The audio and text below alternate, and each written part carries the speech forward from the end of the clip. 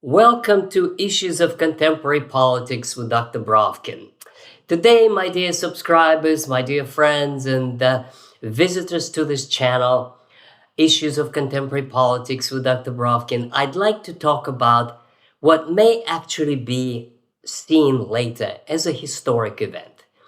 On the 4th of June, 2026, President Zelensky wrote an open letter to President Putin. And yesterday at the St. Petersburg International Economic Forum, Putin publicly responded to some of the issues raised by Zelensky. So today my presentation would be called Zelensky's Insolence and Putin's Calm Confidence. I would like to go over issues raised by President Zelensky and also to refer to some of the fact-check true or false claims that he made in his various statements and accusations and narratives about the Russian-Ukraine conflict.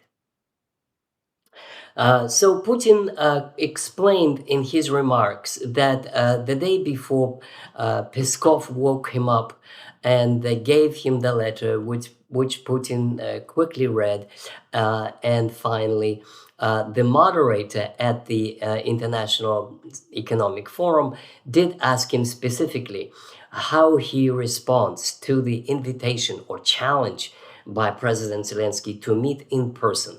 And they skimmed over other issues. In fact, they were not made public unless you want to read his Zelensky's letter, which is available on Zelensky's website and other Ukrainian sources, so it's easily accessible to all. Now, let me go over some of the issues that Zelensky raised and then some of the responses Putin gave and my commentary as to what it actually means. Now, there were several taunts in Zelensky's letter. He, of course, declared that Ukraine was strong, that Russia was weak, and then he made several taunting remarks in that Ukraine is so strong that it hit St. Petersburg during the Economic Forum, and that he also made reference that it could have hit a Moscow parade, and it even hit Valdai residence of President Putin, clearly implying that Ukraine is strong because it could reach out deep into Russia by its drones. And there was a kind of an implicit threat against Putin. See, we can get you anywhere. Now, before I go any further, let me just make very clear for those of you who are not familiar with what drones are. Drones are very, very slow flying objects, and their explosive charge is very small. In that sense, the ideal target is an oil facility because it could be put on fire by a spark, by a match. And when you have a small grenade-like charge in a small, unnoticeable drone, then it, of course, can put it on fire, and one could see black smoke rising on the horizon in St. Petersburg. Its most effect is not military, it is public relations. It's a propaganda stunt. We can get you and make a grenade explode at the parade in Moscow. Now, a lot of people ask, why can't Russians stop them? Well, nobody can. Just imagine, I lived in Houston with some time, and there are many storage facilities, and once in a while, one of them would get on fire without any drones flying from Venezuela or Cuba or anywhere. It's just that these are very flammable materials. It is very easy to get them on fire. So the fact that Ukrainian mosquito can fly 1,000 kilometers and not being detected and then hit a bus, that can happen anywhere in any country, and there's no government anywhere in the world that is capable of intercepting a mosquito. So, in that sense, these are empty threats. They're simply for propaganda purposes, and what they're designed to do is embarrass Putin, and he knows it very well. Now, the next point was that Russia is weak, and Russia relies on China and relies on Korea. And for the first time in history, Russia is totally dependent on China. This is a wrong claim, false. And let me explain why. Russia's exports to China are not all of oil and oil and gas exports. Russia does not need any Chinese anything for its military. It produces the entirely 100% of Russian weapons are made in Russia by Russia and Russian components. So from that point of view, to say Russia is weak and dependent on China is wrong. It's simply not true. If by dependent on China he means that Russia sells oil to China and gets revenue from it, yes, it's true. But as Putin explained, only 20% of Russian budget depends on oil exports, all of oil exports to all of the countries. In other words, if by some miracle the entire Russian oil export stopped, all of it, the blow would be 20% of the budget, which is a serious blow. It would be if it were possible, but it is not something that could stop Russian economy.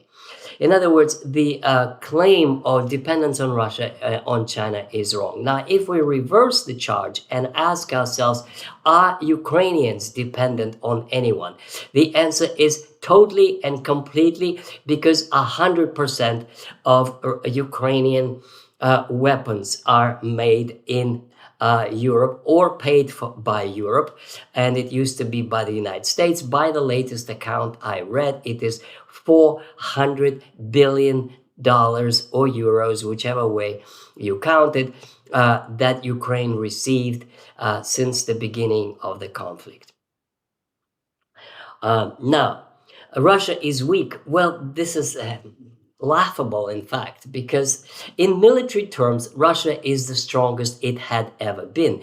And even Ms. Callas admits that Russia produces several times over European capacity the amount of shells and ammunition and drones and what have you.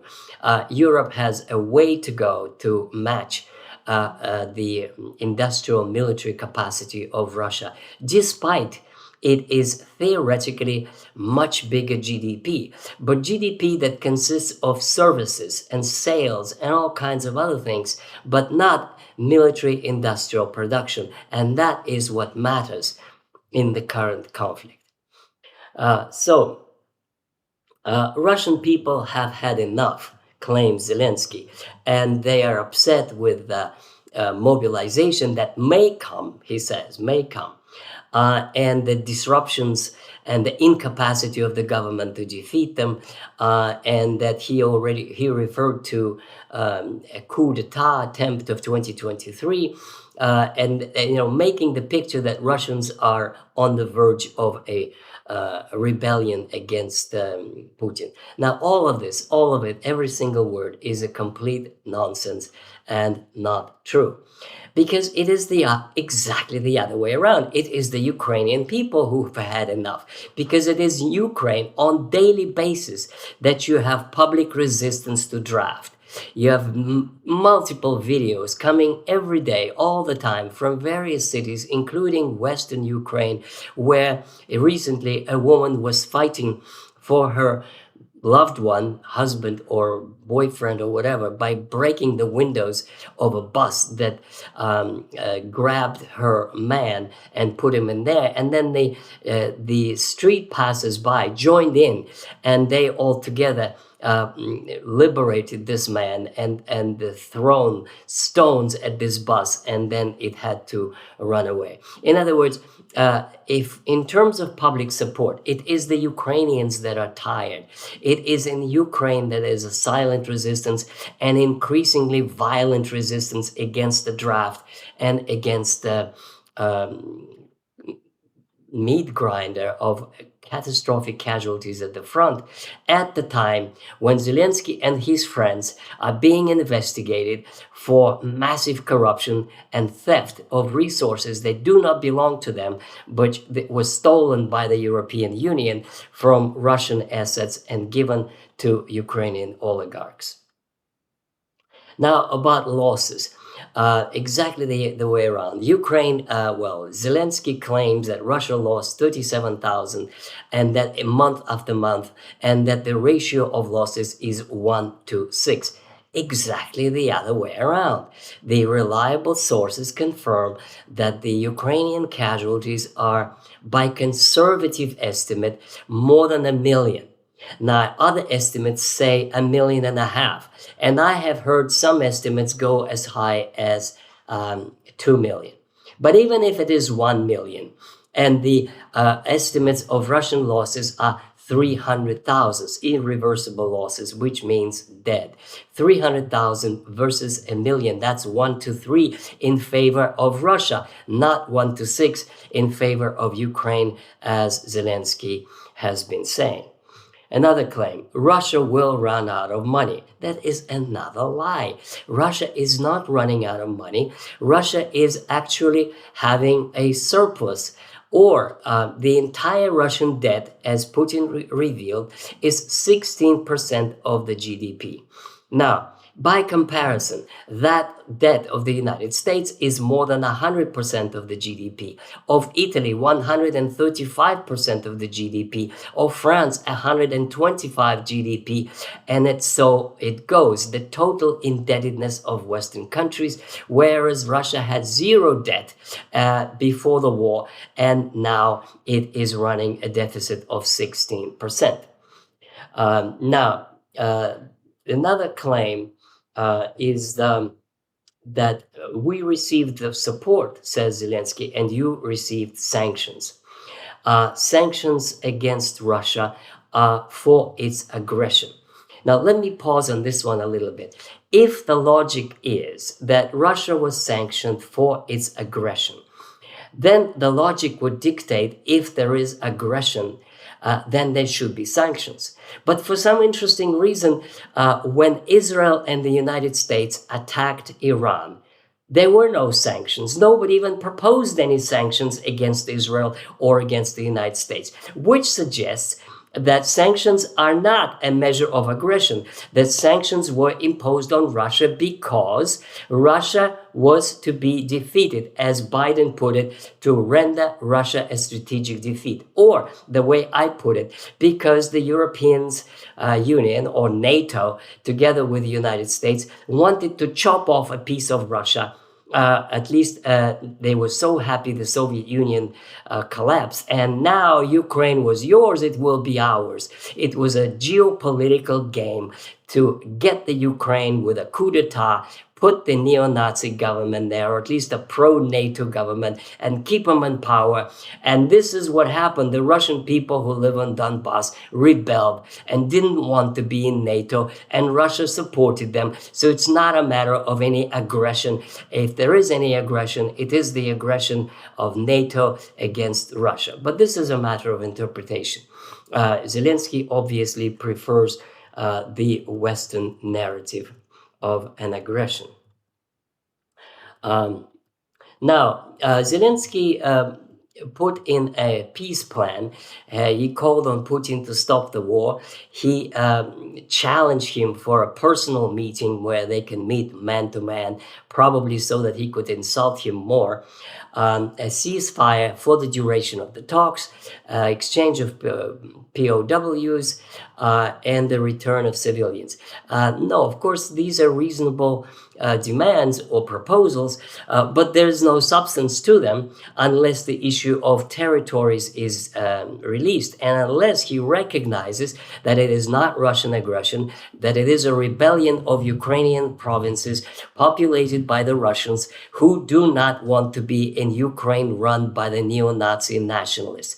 Now, on the neo-Nazis, of course, Putin referred to it too. There are sometimes skeptical remarks, well, it's not really a neo-Nazi regime. No, it's not. But it is has many similar features in that the heroes of real neo-Nazis, not real Nazis, Melnik and UPA, Ukrainian Rebellion Army, they have been reburied a few days ago with honors.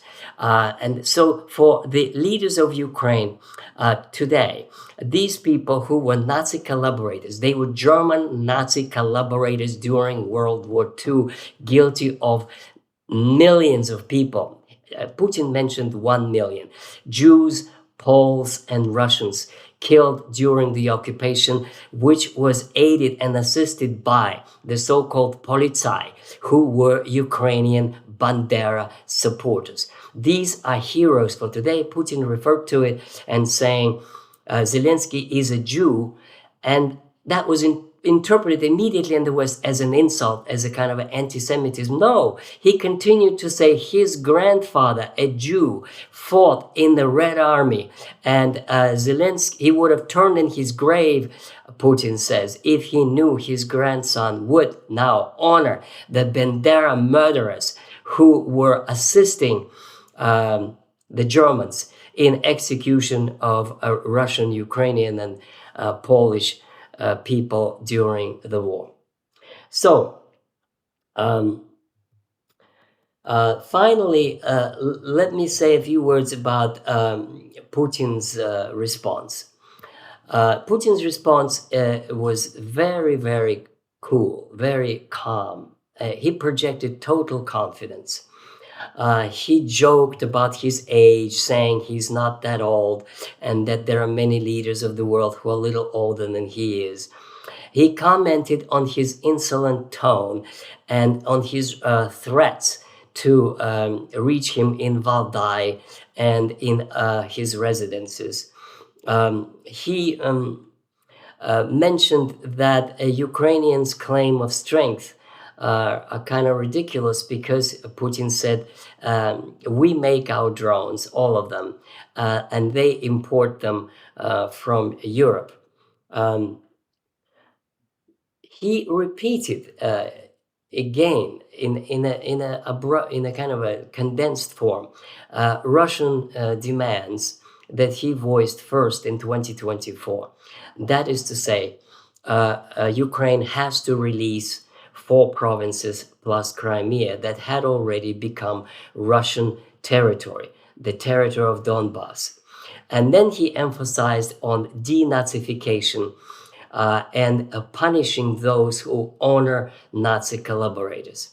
Now, he emphasized in his explanation at St. Petersburg Forum that those who murder children, there's no talking to, no communication with, and no negotiations. And he referred to the 22nd of May attack on the girls' college for teachers, where 21 of them were killed and 49 wounded. I think it moved him personally very hard in that he made it absolutely clear. Those who commit those kinds of murders, there's no forgiveness and no talking to. And when the moderator asked him specifically, are you ready to meet Zelensky and talk to him? He said, no, there's nothing to talk about. Now, and then he did something even more interesting, Putin did. He said, I address to you, comrade officers and comrade soldiers of the Russian army. I must explain to you that in the Russian army today, they kept the way of addressing the officer or a soldier, anyone, by the word comrade, like it was in the Soviet Union. So in a civilian discourse, people use the word господин, which means Mr. such and such. But in military ranks, they still address each other like it was in the Soviet army or Red Army, comrade colonel, comrade lieutenant, comrade such and such. So he said, comrades, officers, comrade soldiers, do your job and advance. So this is the answer to Zelensky. There's not going to be any negotiations with Zelensky regime. It should have a change of government via legitimate elections. He reminded Zelensky that he's not legitimate, that his term has expired, and uh, that he needs to accept reality. So the bridges are burnt. There's going to be no talks to Zelensky. Now this is official after this response publicly by Mr. Putin. There's going to be advancement of Russian army, and there will be denazification in whichever form it takes. Thank you very much, my dear friends, and I will see you soon, very shortly, with another edition of Issues of Contemporary Politics. Don't forget to read my book, From Lenin to Putin, to follow my Twitter, and to look at my other history playlists. War in Ukraine, Soviet history, Russian history, European history, and others. Goodbye.